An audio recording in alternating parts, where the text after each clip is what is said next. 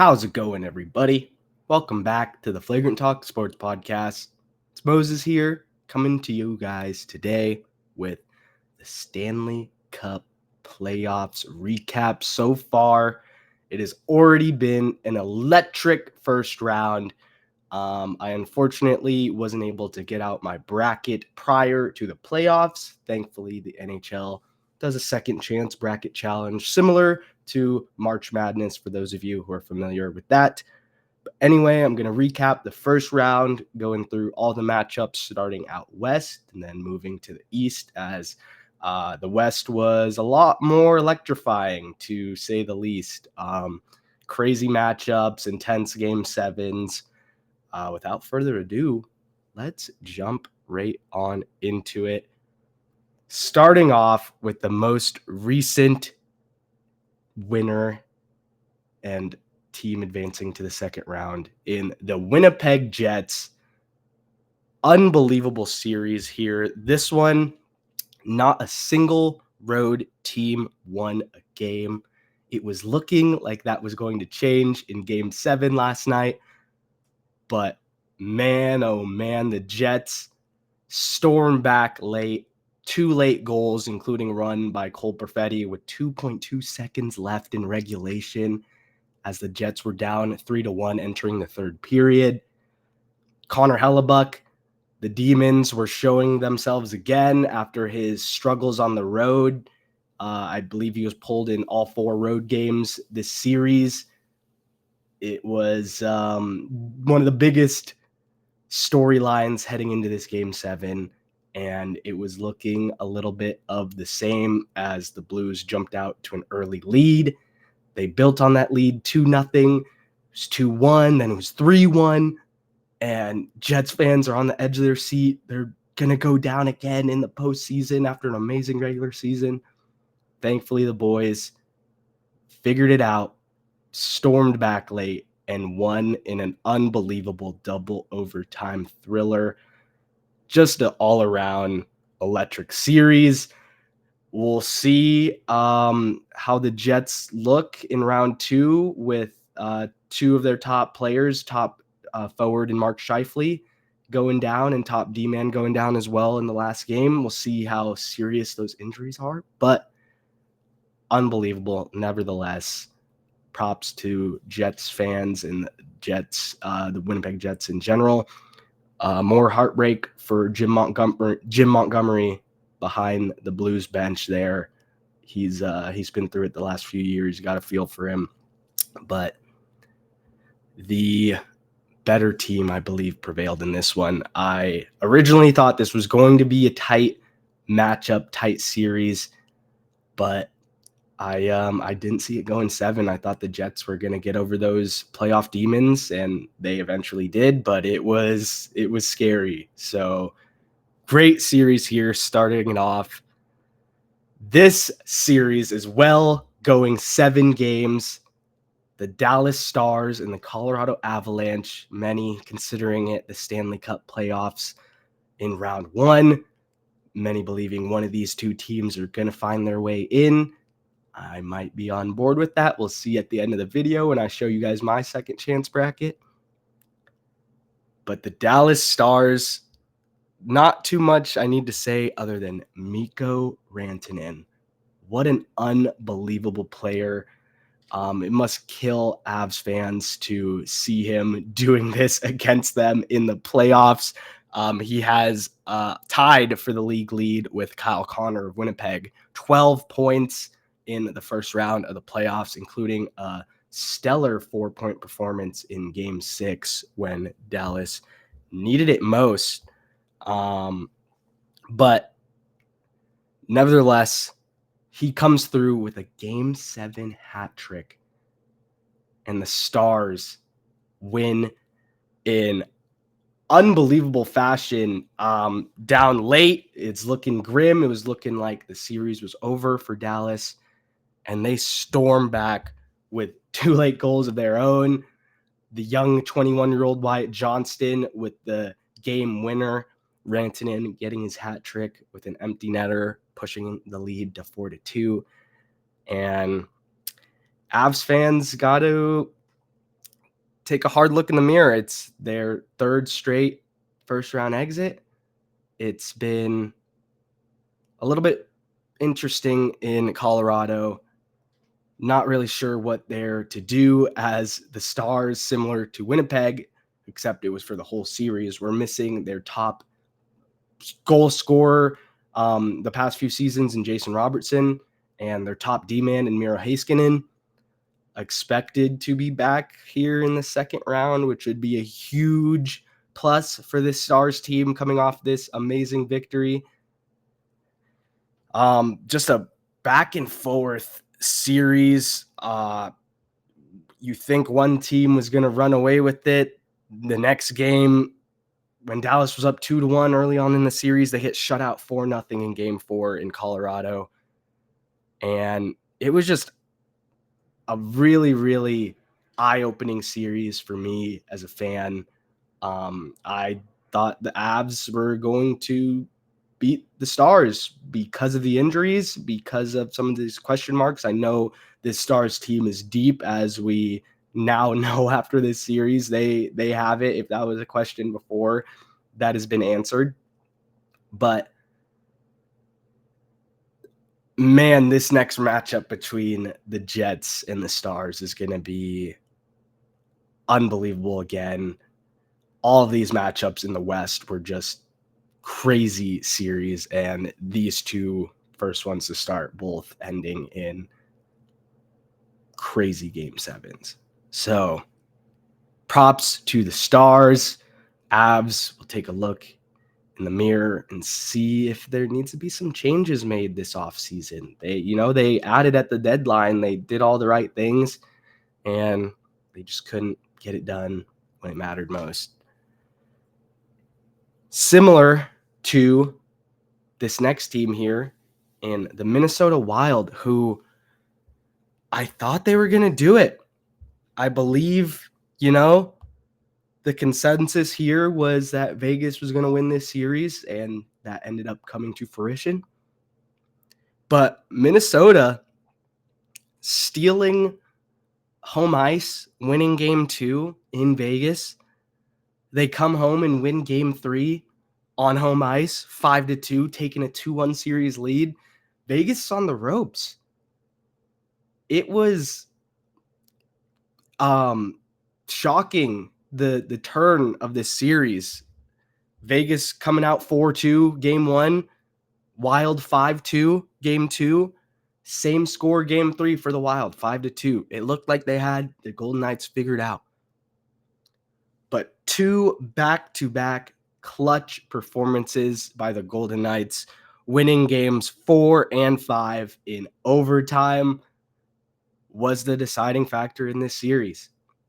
The Wild were having a field day with these long-range passes down ice, catching the Golden Knights, kind of off guard, off balance, a little too high in the attacking zone. And the Wild were cashing in on those odd chance rushes, those rush attempts down the other way, scoring kind of at will when it came to that part of the game.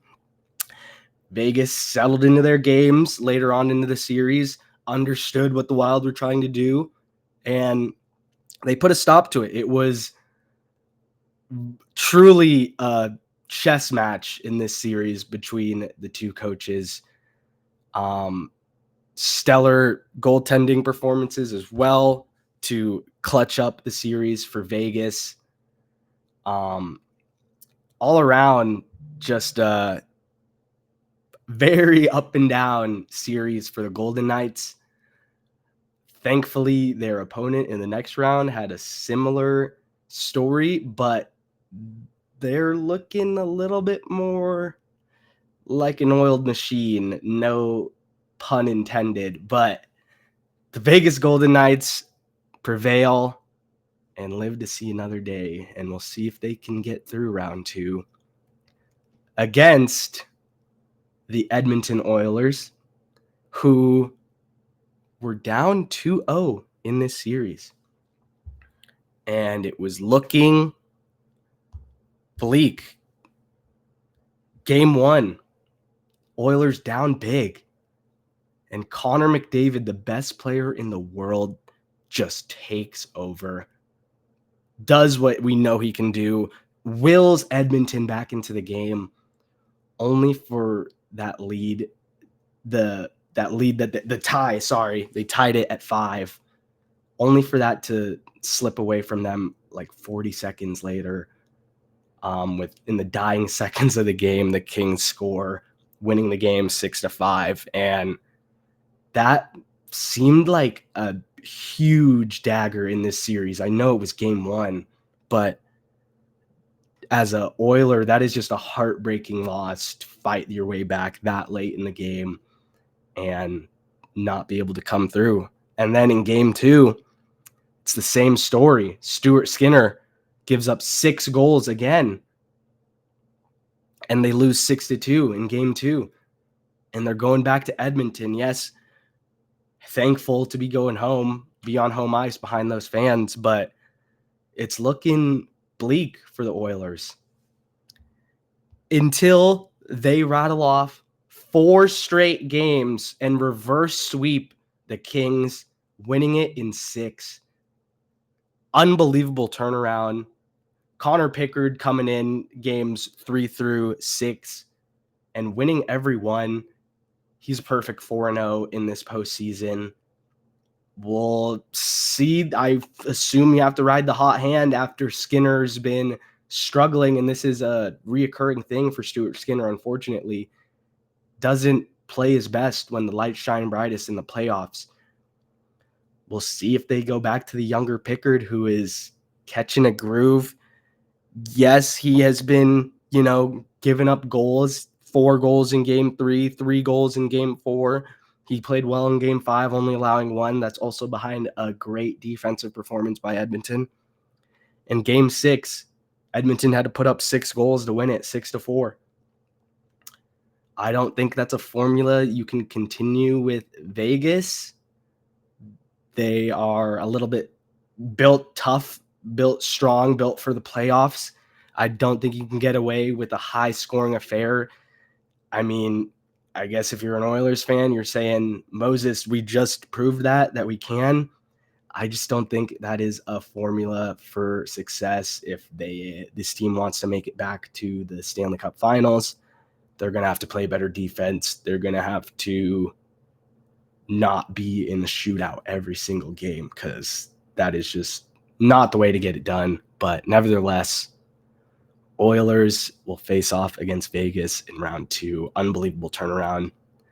As we turn around to the Eastern Conference, a little bit less entertaining. Yes, it's playoff hockey. It's always entertaining, but series were a little bit more lopsided in this one.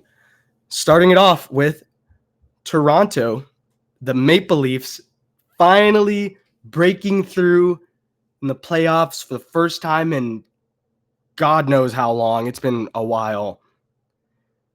They come out to a 3-0 series lead.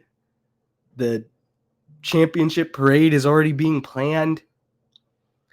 And then Ottawa kind of finds their game and rattles off 2 big wins, one in overtime of game 4 with them on the ropes, and just a dominating game 5, shutting out the Maple Leafs, winning 4-0. And then game 6, it was back and forth.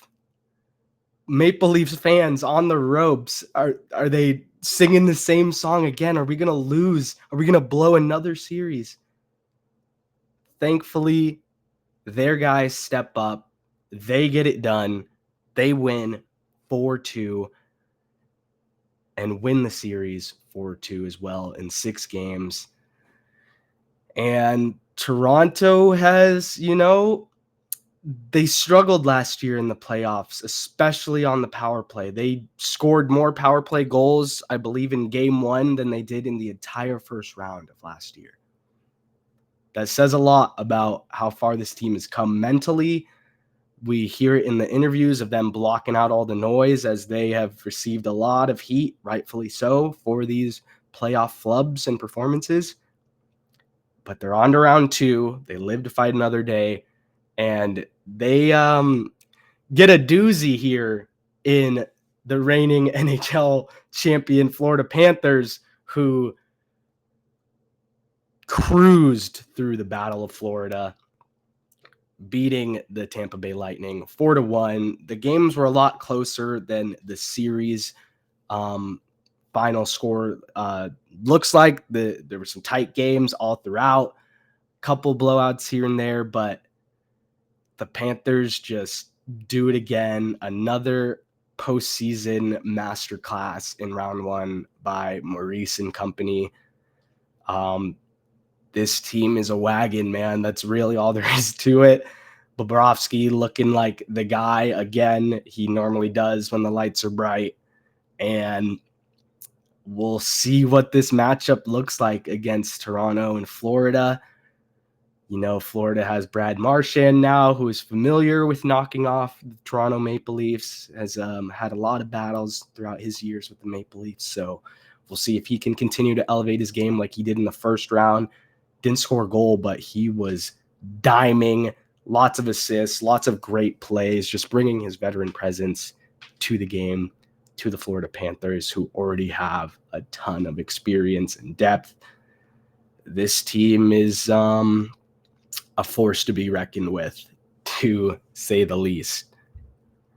Another team who, look at him, Alexander Ovechkin, the legend, the new highest goal scorer in NHL history after this season, getting his first playoff overtime game winner in this series. The Canadiens, the youth, they're right there. They were knocking on the door. They pushed the Capitals, similar to the Lightning series. The 4-1 series win total doesn't share the full story. The Canadiens are going to be a great team in this hockey league for a long time behind Cole Caulfield and Lane Houston, the young buck who came up this season, should win the Calder. This team they're dangerous. Montembolt is solid, but he got a little bit exposed in this series due to the pace of the Capitals, their scoring prowess in Ovechkin, the way he could just rip 100 by your ear hole and you don't even know it's coming.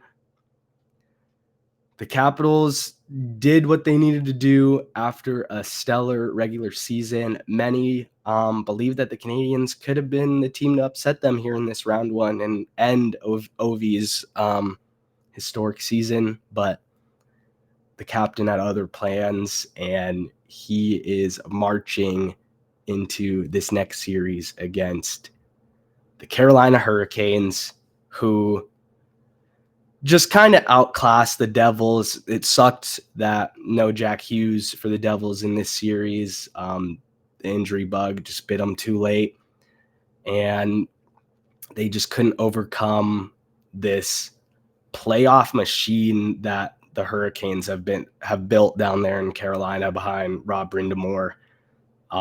This team is looking amazing, just cruising through this round one against the Devils, 4-1.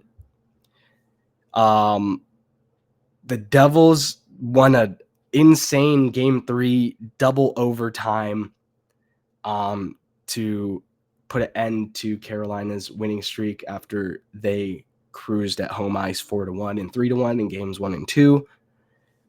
And then after that one, Carolina gets a 5-2 win of their own in Game 4. And then in Game 5, another double overtime tight matchup that was back and forth.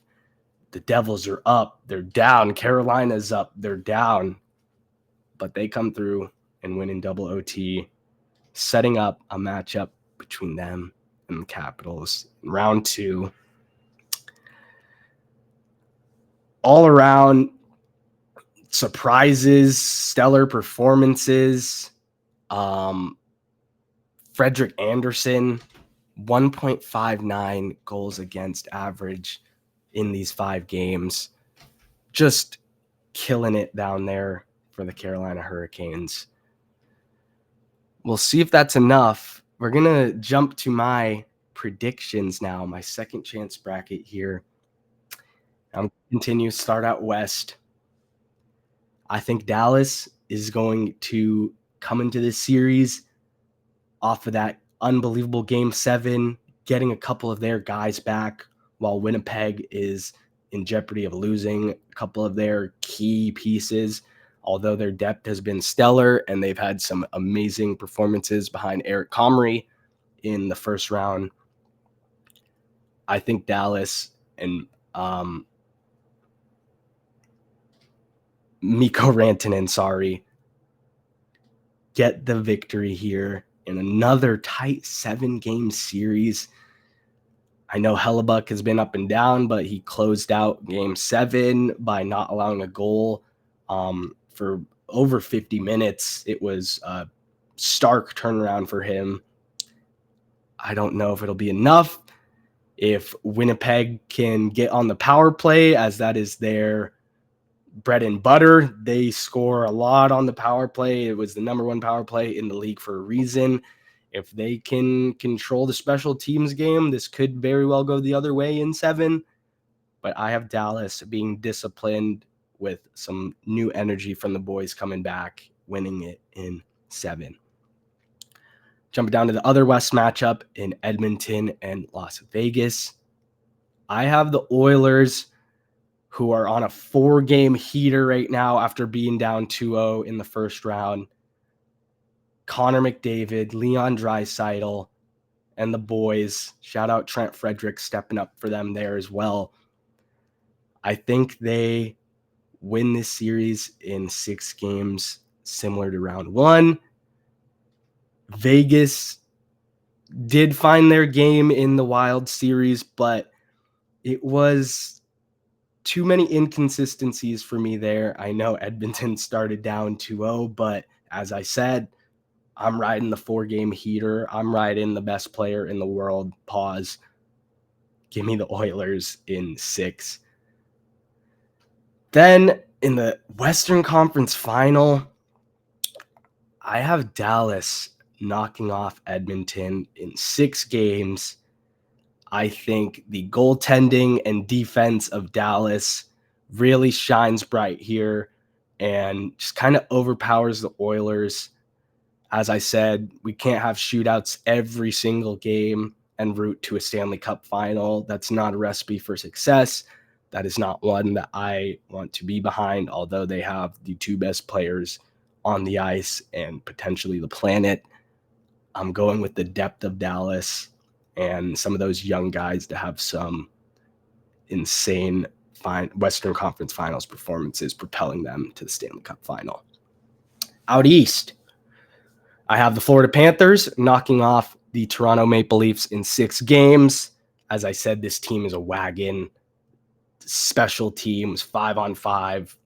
They are the better team in my eyes.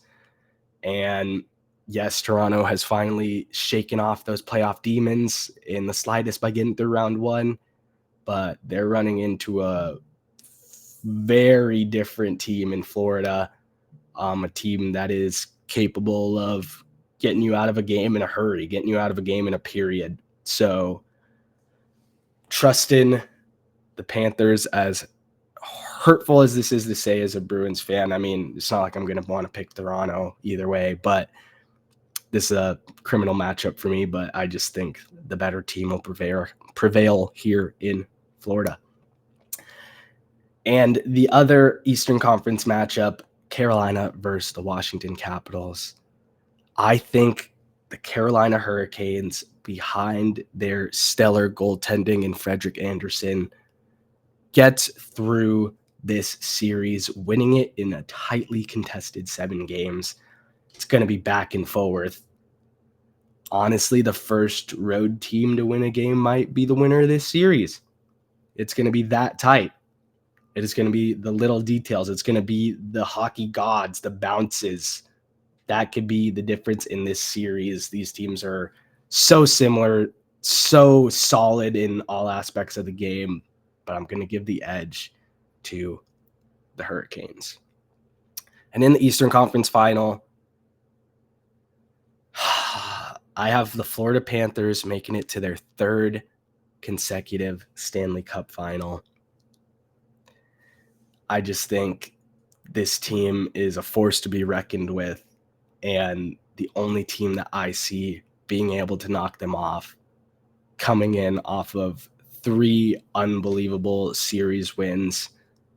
I have the Dallas Stars knocking off the Florida Panthers, claiming a Stanley Cup, bringing it home after Dallas has had some rough things going on, to say the least, in some of the other sports there.